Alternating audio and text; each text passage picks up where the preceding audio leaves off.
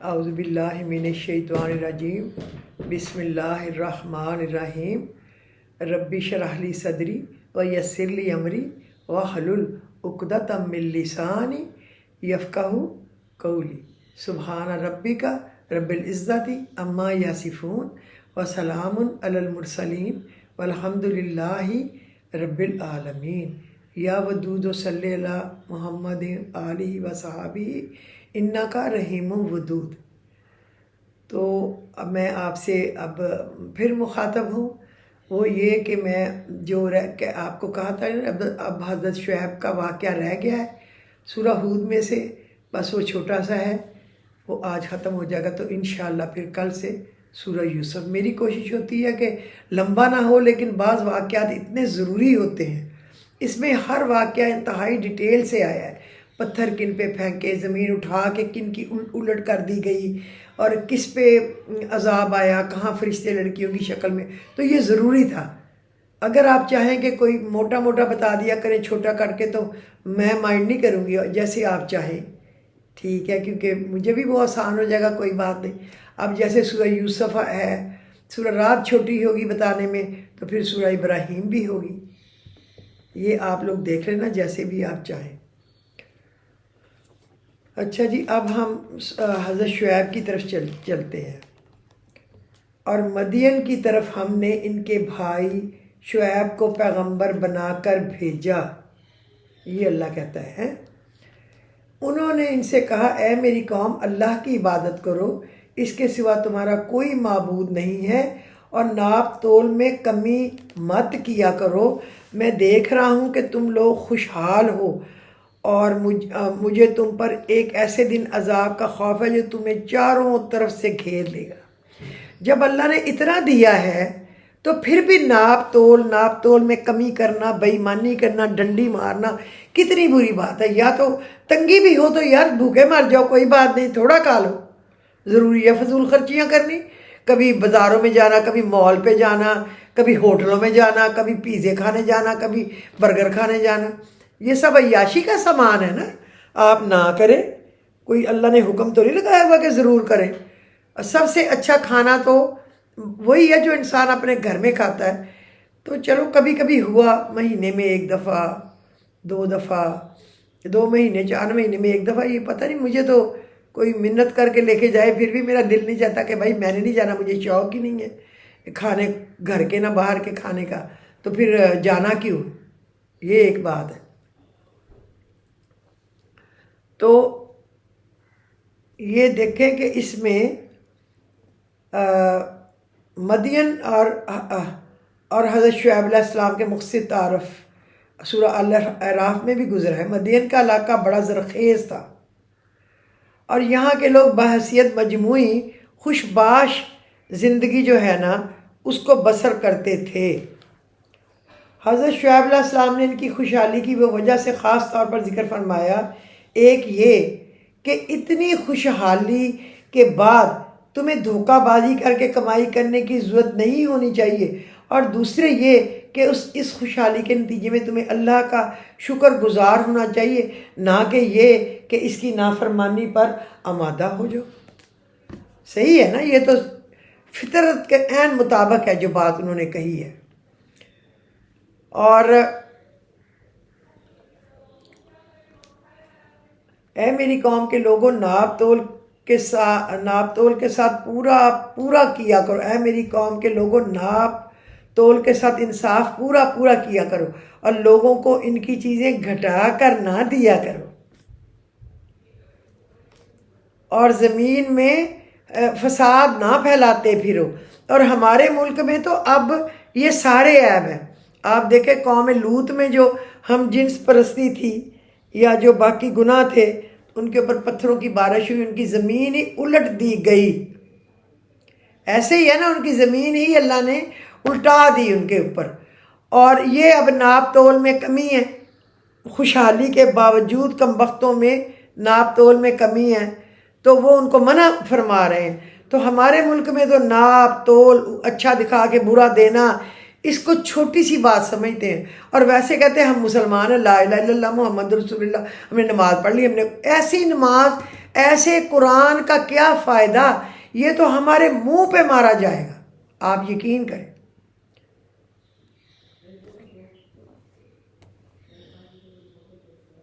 اے میری قوم کے لوگوں، ناپ تول کے ساتھ پورا پورا انصاف کیا کرو اور زمین میں فساد مت پھیلاؤ۔ اگر تم میری بات مانو تو لوگوں کا حق ان کو دینے کے بعد کچھ اللہ کا دیا بچ رہے، وہ تمہارے حق میں کہیں بہتر ہے۔ جو ان کا اللہ کا دیا ہوا بچ رہے، ان کا جو دینا ہے دینے کے بعد، وہ تمہارے حق میں کہیں بہتر ہے۔ اگر نہ مانو تو میں تم پر پہرہ دار مکمل نہیں ہوا ہوں، میں تم پر پہرے دار مقرر نہیں ہوا ہوں۔ وہ کہنے لگے اے شعیب، کیا تمہاری نماز تمہیں یہ حکم دیتی ہے کہ ہمارے باپ دادا جن کی عبادت کرتے آئے ہیں ہم انہیں بھی چھوڑ دیں اور اپنے مال کے بارے میں جو کچھ چاہیں ہم کریں اور وہ بھی نہ کریں؟ واقعی تم تو بڑے عقل مند نیک چلن آدمی ہو۔ طنز سے کہا، شعیب نے کہا اے میری قوم کے لوگوں، مجھے یہ بتاؤ کہ میں پروردگار کی طرف سے ایک روشن دلیل پر قائم ہوں اور اس نے خاص اپنے پاس سے مجھے رزق عطا فرمایا، تو پھر میں تمہارے غلط طریقے پر کیوں چلوں؟ یہ وہ کہہ رہے ہیں حضرت شعیب علیہ السلام، ان کو سمجھا رہے ہیں، لیکن وہ ہیں کہ سمجھنے کا نام ہی نہیں لیتے۔ قرآن کریم نے یہاں جو الفاظ استعمال کیے وہ بڑے جامع ہیں اور ان میں ہر قسم کے حقوق داخل ہو جاتے ہیں، بلکہ یہ ہے کہ جب تم پر کسی بھی شخص کا کوئی حق واجب ہو تو اس میں ڈنڈی مار کر یا تعویلات کر کے اسے کم کرنے کی کوشش نہ کرو، بلکہ ہر حقدار کو اس کا حق پورا پورا ادا کرو۔ لیکن اللہ معاف کرے، غلطیاں کوتاہیاں تو جگہ جگہ ہوتی ہیں، جیسا کہ سورہ راہ میں عرض کیا گیا، اس قوم کے بعض افراد راستوں پر چوکیاں لگا کر بیٹھ جاتے اور مسافروں سے زبردستی ٹیکس وصول کرتے تھے۔ بعض لوگ مسافروں پر ڈاکہ ڈالا کرتے تھے۔ اس فکرے میں ان کی اس بدعنوانی کی طرف اشارہ ہے۔ یہ در حقیقت وہ سرمایہ دارانہ ذہنیت ہے کہ جو کچھ مال ہے وہ ہماری مکمل ملکیت میں ہے، اس لیے ہمیں پورا اختیار حاصل ہے کہ ہر مال اصل کہ ہم جو چاہیں تصرف کریں، کسی کو اس میں رکاوٹ ڈالنے کا کوئی حق نہیں پہنچتا، وہ یہ سوچتے تھے۔ اس کے برعکس قرآن کریم کا ارشاد یہ ہے کہ مال اصل ملکیت اللہ تعالیٰ کی ہے، البتہ اس نے اپنے فضل و کرم سے انسان کو عارضی ملکیت عطا فرمائی ہوئی ہے، یہ ہمیں یاد رکھنا چاہیے۔ لہٰذا اسی کو یہ حق ہے کہ اس ملکیت پر کچھ پابندیاں عائد کرے اور جہاں مناسب سمجھے خرچ کرنے کا حکم دے دے۔ اللہ تعالیٰ کی طرف سے یہ پابندیاں اس لیے عائد کی گئی ہیں کہ کوئی کسی پر ظلم نہ کر سکے۔ سب سے جو بری چیز ہے نا وہ ہے ظلم اور بس ظلم۔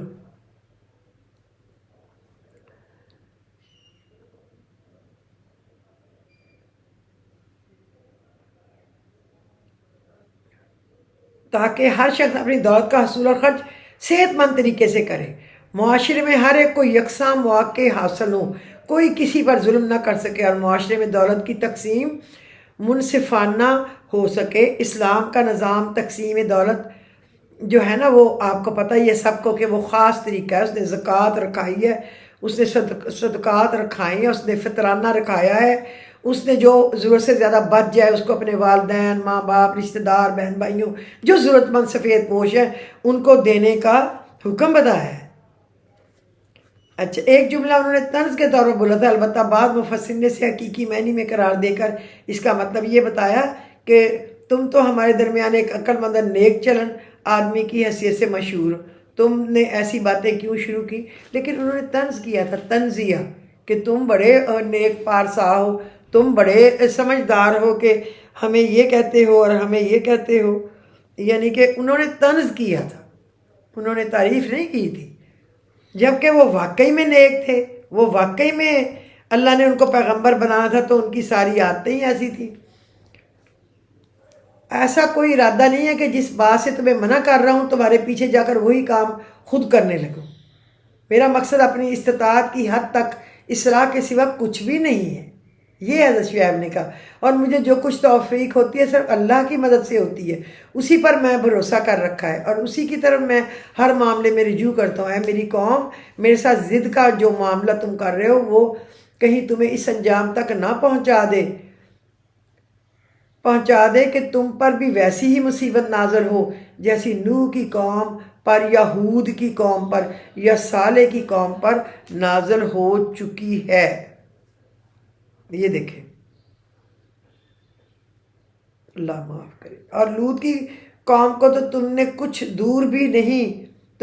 دور بھی نہیں ہے، تم اپنے رب سے معافی مانگو، پھر اسی کی طرف رجوع کرو۔ یقین رکھو میرا رب بڑا مہربان اور بہت محبت کرنے والا ہے۔ یہ 90 نمبر یعنی 90 نمبر آیت ہے، اور یہ دعا کے طور پہ بھی ہم پڑھتے ہیں، تم وَاسْتَغْفِرُوا رَبَّكُمْ ثُمَّ تُوبُوا إِلَيْهِ إِنَّ رَبِّي رَحِيمٌ وَدُودٌ۔ وہ رحیم ہے اور محبت کرنے والا یعنی ودود ہے۔ بولے اے شعیب، تمہاری بہت سی بات تو ہمیں سمجھ میں نہیں آتی، اور ہم دیکھ رہے ہیں کہ تم ہمارے درمیان ایک کمزور آدمی ہو، اور اگر تمہارا خاندان نہ ہوتا تو ہم تمہیں پتھر مار مار کر ہلاک کر دیتے، پھر تمہارا کچھ زور نہیں چلتا۔ شعیب نے کہا، اے میری قوم، کیا تم پر میرے خاندان کا دباؤ اللہ سے زیادہ ہے، اور اس کو تم نے بالکل ہی پسے پش ڈال رکھا؟ یقین جانو جو کچھ تم کر رہے ہو میرا پروردگار اس سب کا احاطہ کیے ہوئے ہے۔ ان ربی لما تعملون محیط 92، میرا رب احاطہ کیے ہوئے ہے اس سب کا۔ اے میری قوم، اب تم اپنے حال پر رہ کر جو چاہو عمل کیے جاؤ، میں اپنے طریقے کے مطابق عمل کر رہا ہوں۔ آن قریب تمہیں پتہ چل جائے گا کس پر عذاب نازل ہوگا جو اسے رسوا کر کے رکھ دے گا، اور کون ہے جو جھوٹا ہے۔ یعنی میری تبلیغ کے باوجود اگر تم اپنی ضد پر قائم رہتے ہو تو آخری چارہ کار یہی ہے کہ تم اپنے طریقے پر رہو، میں اپنے طریقے پر رہتا ہوں، پھر دیکھو کہ کس کا انجام کیا ہے۔ اس رزق سے مراد کھانے پینے وغیرہ کا سامان بھی ہو سکتا ہے۔ اس صورت میں مطلب یہ ہو کہ جب اللہ تعالیٰ نے سیدھے طریقے سے مجھے رزق عطا فرمایا ہے تو میں اس کے حصول کے لیے غلط طریقے کیوں اختیار کروں جو تم کرتے ہو۔ رزق سے یہاں مراد نبوت بھی ہو سکتی ہے، یہ تو اب اللہ کو ہی پتہ ہے نا کہ کیا ہے، لیکن اللہ نے رزق بھی دیا ہوا تھا، اللہ نے نبوت بھی دی ہوئی تھی۔ میں بھی انتظار کروں، میں بھی تمہارے ساتھ انتظار کر رہا ہوں، تم بھی انتظار کرو۔ آخر کار جب ہمارا حکم آ پہنچا، ہم نے شعیب کو اور ان کے ساتھ جو ایمان لائے تھے ان کو اپنی خاص رحمت سے بچا لیا، اور جن لوگوں نے ظلم کیا تھا انہیں ایک چنگھاڑ ایسی زور کی آئی کہ اسے آ پکڑا، اور وہ اپنے گھروں میں اس طرح اوندے منہ پڑے رہ گئے جیسے کوئی وہاں کبھی بسے ہی نہ ہو۔ آپ کو پتہ ہے وہ چنگھاڑ اتنی خطرناک خوفناک آواز تھی کہ جس سے وہ سارے اوندے جیسے تھے جہاں تھے اپنے گھروں میں ویسے ہی گرے کے گرے پڑے رہ گئے ہو۔ اللہ معاف کرے، اللہ معاف کرے۔ اب یہ سب چیزیں ہم میں ہیں جو ہم سب کو غور کرنا چاہیے، یہ سب چیزیں اب ہم میں ہیں، سب میں۔ ہائے، اور اپنے گھروں میں اس طرح اوندے منہ رہ گئے جیسے کبھی وہاں بسے ہی نہ ہوں۔ یاد رکھو مدین کی بھی ویسی ہی بربادی ہوئی جیسی بربادی سمود کی ہوئی تھی، اور ہم نے موسیٰ کو بھی نشانیوں اور روشن دلیل کے ساتھ پیغمبر بنا کر بھیجا۔ فرعون اس کے سردار کے پاس بھیجا تو انہوں نے فرعون ہی کی بات مانی، حالانکہ فرعون کی بات کوئی ٹھکانے کی بات نہیں تھی۔ وہ قیامت کے دن اپنی قوم کے آگے آگے ہوگا اور ان سب کو دوزخ میں لا اتارے گا فرعون، اور وہ بدترین گھاٹ پہ ہے جس پر کوئی اترے، اور پھٹکار اس دنیا پر بھی ان کے پیچھے لگا دی گئی ہے، اور قیامت کے دن بھی بدترین صلہ ان کو دیا جائے گا۔ یہ ان بستیوں کے کچھ حالات ہیں جو ہم تمہیں سنا رہے ہیں۔ ان میں کچھ بستیاں وہ ہیں جو ابھی بھی اپنی جگہ کھڑی ہیں، یعنی مثلا فرعون کا ملک مصر فرعون کے غرق ہونے کے بعد بھی باقی رہا، اور عاد سمود اور قوم لوط وغیرہ کی بستیاں ایسی تباہ ہوئیں کہ ابھی بھی ان کی تباہی کا منظر اللہ معاف کرے، اللہ معافی دے، یا اللہ معاف کرنا۔ فرعون کو کوئی ٹھکانے کی بات نہیں تھی، وہ قیامت کے دن اپنی قوم کے آگے آگے ہوگا۔ پھٹکار اس دنیا پر ان کے پیچھے لگا دی گئی، اور قیامت کے دن بھی یہ بدترین صلہ ہے جو کسی کو بھی دیا جائے گا۔ یہ ان بستیوں کچھ حالات ہیں جو ہم تمہیں سنا رہے ہیں۔ ان میں کچھ بستیاں وہ ہیں جو ابھی بھی اپنی جگہ کھڑی ہیں، اور کوئی اپنی فصل یعنی اس کی طرح بے نشان ہو چکی ہیں، اور ان پر ہم نے کوئی ظلم نہیں کیا بلکہ انہوں نے خود ہی اپنی جانوں پر ظلم کیا۔ اللہ نہیں کبھی کسی پہ ظلم کرتا، بندہ خود ہی اپنے اوپر ظلم کرتا ہے، جس کا نتیجہ یہ ہوا کہ جب تمہارے پروردگار کا حکم آیا، جن معبودوں کو اللہ کی بجائے پکارا کرتے تھے وہ ان کے ذرا بھی کام نہ آئے، انہوں نے ان کی تباہی کے سوا کچھ نہیں دیا۔ اور جو بستیاں ظالم ہوتی ہیں تمہارا رب ان کی گرفت کر لیتا ہے، اور اس کی پکڑ ایسی ہوتی ہے کہ واقعی اس کی پکڑ بڑی دردناک سزا ہوتی ہے۔ ان ساری باتوں میں اس شخص کے لیے بڑی عبرت ہے جو آخرت سے ڈرتا ہے، اور وہ دن ایسا ہوگا کہ تمام لوگ جو ہیں وہ اکٹھے کیے جائیں گے، اور ایسا دن ہوگا جسے سب کی آنکھیں کھلی آنکھوں سے وہ دیکھیں گے۔ ہم نے اسے ملتوی کیا تو بس ایک گنی چنی مدت کے لیے ملتوی کیا ہے، اللہ یہ کہتا ہے۔ یہ اس میں ہمیشہ رہیں گے جب تک آسمان اور زمین قائم ہے۔ اس سے موجود زمین و آسمان مراد نہیں ہے، بلکہ یہ تو قیامت کے ساتھ ختم ہو جائیں گے۔ البتہ قرآن کریم ہی میں یہ معلوم ہوتا ہے کہ آخرت میں وہاں حالات کے مطابق دوسرے زمین و آسمان پیدا کر دیے جائیں گے۔ یہ تو یہیں پہ ختم ہو جائیں گے نا، پھر اور پیدا کر دیے جائیں گے وہاں پہ اس کے حالات کے مطابق۔ اللہ معافی دے۔ اس قسم کا استثناء سورہ انعام میں بھی ہے کہ ہم نے عرض کیا تھا کہ ان کی ٹھیک ٹھیک مراد تو اللہ ہی جانتا ہے، لیکن بظاہر ایک تو حقیقت واضح فرمائی، کسی کے عذاب و ثواب کا تمام تر فیصلہ اللہ کے اختیار میں ہے، کسی کی فرمائش سفارش کا اس میں کوئی دخل نہیں۔ دوسرے یہ کہ کافروں کو عذاب دینا اللہ کا کوئی مجبوری نہیں بلکہ اللہ کی مشیت پر موقوف ہے، وہ اگر کسی کو کفر کے باوجود عذاب سے نکالنا چاہے تو یہ اس کا ہاتھ پکڑنے والا کوئی بھی نہیں ہے۔ دن کے دونوں سروں سے مراد فجر اور عصر کی نمازیں ہیں۔ بعض مفسرین نے ان سے فجر اور مغرب کی نمازیں مراد لی ہیں، اور رات کے حصوں کی نماز سے مراد مغرب، عشاء اور تہجد کی نمازیں لی ہیں، لیکن وہ جو دونوں کناروں پہ ہے نا وہ فجر اور عصر ہے۔ برائیوں سے یہاں مراد صغیرہ گناہ ہیں۔ قرآن و سنت کے بہت سے دلائل یہ بات ثابت کرتے ہیں کہ انسان جو صغیرہ گناہ سرزد ہوتے ہیں ان کا کفارہ ان نیک کاموں سے ہوتا رہتا ہے جو انسان ان کے بعد کرتا ہے۔ چنانچہ وضو، نماز اور دوسرے تمام کاموں کی خاصیت یہ ہے کہ وہ انسان کے چھوٹے چھوٹے گناہوں کو مٹاتے رہتے ہیں۔ سورہ نساء میں بھی یہ مضمون گزر چکا ہے، اگر تم ان بڑے بڑے گناہوں سے پرہیز کرو جن سے تمہیں روکا گیا ہے تو تمہاری چھوٹی برائیوں کو ہم خود ان کا کفارہ کر دیں گے۔ صدقے جاؤں اللہ کے، اتنا بڑا اللہ اور اتنے گھٹیا ہم۔ یہ بات قرآن کریم سے بار بار واضح فرمائی جاتی ہے قرآن مجید میں کہ اللہ تعالیٰ چاہتا تو تمام انسانوں کو زبردستی ایک ہی دین پر پابند بنا دیتا، لیکن اس کائنات کی تخلیق اور انسان کو اس میں بھیجنے کا بنیادی مقصد یہ ہے کہ انسان اچھے برے کی تمیز سکھا کر اسے یہ موقع دیا جائے کہ وہ اپنے اختیار اور اپنی مرضی سے جو راستہ چاہے اختیار کرے۔ اسی میں اس کا امتحان ہے کہ وہ اپنی مرضی اور اختیار کو ٹھیک استعمال کرتا ہے اور اس کے نتیجے میں جنت کماتا ہے، یا اس کا غلط استعمال کر کے دوزخ کا مستحق بن جاتا ہے۔ اس امتحان کی وجہ سے اللہ تعالیٰ نے کسی کو اس کے اختیار کے بغیر زبردستی کسی ایک راستے پر نہیں رکھا۔ یہ اللہ نے کہا، اور زمین میں جتنے پوشیدہ بھید ہیں وہ سب اللہ کے علم میں، اور اسی کی طرف سارے معاملات لوٹا دیے جائیں گے، لہٰذا پیغمبر اس کی عبادت کرو، اس پر بھروسہ رکھو، اور تم لوگ جو کچھ کرتے ہو تمہارا پروردگار اس سے بے خبر نہیں ہے، وہ باخبر ہے۔ اس کو کیسے نہ پتہ چلے جو مالک کل کائنات ہے، جو رازق کل کائنات ہے، ایک اسی کو ہی تو خبر ہے، بے خبر تو ہم ہیں، وہ تو بے خبر نہیں ہے نا۔ اب اس میں اللہ نے یہ بتانے کی کوشش کی ہے کہ قوم عاد، قوم سمود اور جتنی بھی یہ قوم لوط، ان کے ساتھ کیا سلوک کیا گیا، یہ کیا کرتے تھے۔ ان میں کوئی کم ناپتا اور کم تولتا تھا، کوئی ہم جنس پرستی کرتا تھا، عورتوں کے یا مردوں کے پاس جاتے تھے،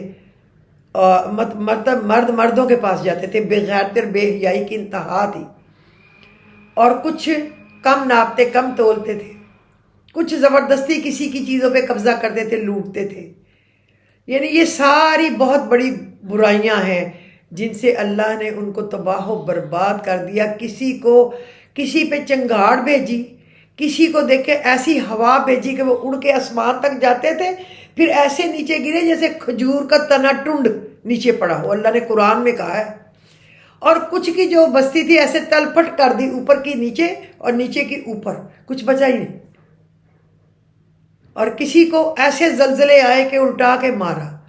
یہ اللہ کی سزا تھی۔ وہ ہم میں یہ ساری غلطیاں ہیں، لیکن یہ اللہ نے چونکہ ہمیں مہلت دی ہوئی ہے، اب قیامت ہی آنی ہے، اس لیے وہ ہمیں چھوٹے چھوٹے جھٹکے تو دیتا رہتا ہے۔ بڑے بڑے سے بچایا ہوا یہ نبی کریم صلی اللہ علیہ وسلم کی دعاؤں کی وجہ سے ہے کہ یہ محمد رسول اللہ کی امت ہے۔ لیکن بخشش کو، لیکن بچت نہیں ہونی، حساب کتاب دینا پڑے گا۔ اگر آدم علیہ السلام اور اماں حوا نے کہ اس سے نہیں کھانا، کھا لیا تو اللہ نے ان کو ستر اتار دیا، ان کو جنت سے بھی نکال دیا جب تک معافی نہیں مانگی۔ تو ہم تو غلط خطا کار گنہگار لوگ ہیں۔ اگر یہ دیکھیں کہ جو ہے یونس علیہ السلام، وہ صرف صبر نہیں کیا کہ ان کو کہا تھا کہ 3 دن ان میں رکنا، ان میں ایک تیز آندھی اس طرح آنی ہے تو وہ شاید توبہ کر لیں، تو وہ نہیں رکے، کشتی میں ویل مچھلی کو کھلا دیا، معافی مانگی تو نکال دیا۔ اور باقی جو ہے حضرت ابراہیم کا تو ٹیسٹ تھا کہ اللہ کے ساتھ کتنی محبت ہے، وہ ان کے بہت لاڈلے پیغمبر تھے، بہت لاڈلے۔ اور دیکھیں موسیٰ علیہ السلام سے فرعون جو تنگ کرنے تھا، کتنا صبر، کتنا امتحان تھا۔ کیا ہوا ہے، حضرت شعیب جو تھے آپ کو پتہ ہے حضرت موسیٰ علیہ السلام کے سسر تھے۔ حضرت موسیٰ جب دوڑ کے گئے مدین میں تو وہ ان کے مہمان ہوئے تھے، ان کی بیٹیاں نے کہا تھا بکریوں کو پانی پلا دو، تو آپ نے دعا کی تھی کہ ادھر اللہ میں مانگ رہا ہوں اگر مجھے دے دے، یعنی یہاں ان میں سے کسی سے شادی بھی ہو جائے، گھر ٹھکانہ بھی مل جائے اور رہنے کی جگہ بھی اور کام بھی ہو جائے۔ اللہ نے قبول کی تھی۔ یہ حضرت شعیب وہ تھے۔ اب جو ہماری نیکسٹ ہے نا، وہ سورہ یوسف ہے۔ یا تو میں اس کے موٹے موٹے پوائنٹ جو ہوں گے وہ لکھ لوں گی تاکہ آپ کو چھوٹا کر کے بتا دوں، کیونکہ مجھے یہ الجھن ہوتی ہے کہ کسی کا وقت نہ یہ نہ سمجھے کہ میں نہیں اتنا سننا چاہتا تو میں کیوں سنوں۔ کوئی ہے جو کہتے ہیں کہ آپ بتاتی رہیں ہم سنتے رہیں، میں ڈبل مائنڈڈ ہو جاتی ہوں کہ کیا کروں۔ حالانکہ اللہ رسول کی باتیں سننے سے زیادہ امپورٹنٹ دنیا میں کوئی بات ہی نہیں ہے، لیکن پھر بھی زبردستی کسی پہ سوار ہونا وہ منع ہے۔ میں کل دیکھوں گی اگر میں اس کے پوائنٹ صرف چند نوٹ کر سکوں، موٹا موٹا واقعہ، تو ایسا بھی کر سکتی ہوں۔ زیادہ تر تو مجھے بچپن میں اپنی بڑی امی سے سن کے، اپنی پھپھو سے سن کے، ماموں سے سن کے یاد ہے، پھر بھی اس کے ساتھ کوئی آیت ضرورت کے مطابق ایسے بھی کر سکتی ہوں۔ آپ لوگ اپنے کمنٹس میں مجھے بتا سکتے ہیں، کیونکہ میں نے تو آپ لوگوں سے ہی مشورہ کرنا ہے نا، جو سنتے ہیں، جو دیکھتے ہیں۔ اللہ آپ سب کو خوش رکھے، آپ کی دعاؤں کو قبول کرے۔ دوسرے ویلاگ میں میں بتا چکی ہوں کہ آپ نے آج رات کو کیا پڑھنا ہے، اور اگر آپ یا وہابوں میں پڑھ سکے تو پڑھ لینا۔ 1042 ہی تو ہے، کوئی ہے تو نہیں زیادہ لمبا چوڑا۔ 2 نفل صلاۃ حاجت ہیں اور 2 شکرانے کے ہیں اینڈ میں، بس دیٹس اٹ۔ تو مجھے اجازت دیجیے۔ اللہ آپ سب کا حامی و ناصر ہو، خوش رہیں، آباد رہیں۔ وآخر دعواہم ان الحمد للہ رب العالمین۔